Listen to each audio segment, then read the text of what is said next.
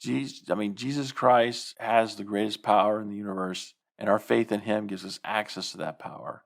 We don't need perfect to access that perfect power. We don't need to be perfect. We don't need to have perfect faith. Nothing about us needs to be perfect, and thank goodness, because I know for myself that I am a walking construction zone. I got more imperfections than Swiss cheese has holes. I am just so imperfect that if it weren't for the way this is set up, there'd be no hope for me. If I had to have perfect faith in order to get the miracle that I need in my life, or that I think I need in my life, then there'd be no hope for me. But I don't need perfect, and neither do you. You don't need to be perfect. You don't need to have perfect. You don't need to get perfect to get what you want, to be what you want, to have what you want. You don't need perfect. This is just a thought that's put into our heads to help us maintain status quo and to keep us in the place where we currently are. But the place where we currently are is dissatisfying. That's why we yearn for something else, for something more, for something better. And so, I'm going to have a choice. We all have a choice. And the choice that we have is, do we have faith? Do we believe? Do we seek out reasons to be optimistic? Do we seek out hope? Do we seek out ways in which we can actually obtain the desires of our heart? Are we actively working on that? Or do we choose a different path? Do we choose not to it? Do we choose to just simply accept the status quo?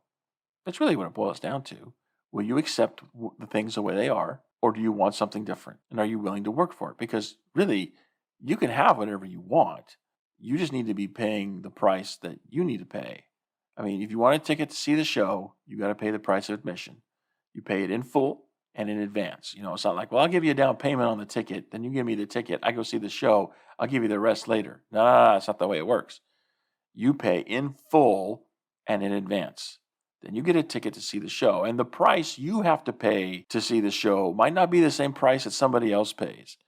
But that's why all of this comparison business just bogs us down and prevents us from doing the work that we need to do to pay the price to get the ticket to see the show.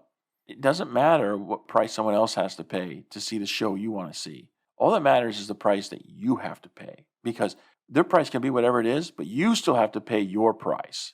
So don't worry about the price that other people have to pay. Don't focus on that. Focus instead on, how am I going to afford the price that I need to pay so I can get a ticket to see the show I want to see?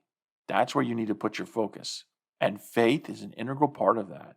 Howdy peeps. I hope you enjoyed this clip from the Join the Journey radio program. And if you did, be sure to click subscribe so you can get more clips in the future. And be sure to check out the Join the Journey radio program, broadcast every Wednesday night on the Join the Journey radio network. Find more information at jointhejourneyradio.com.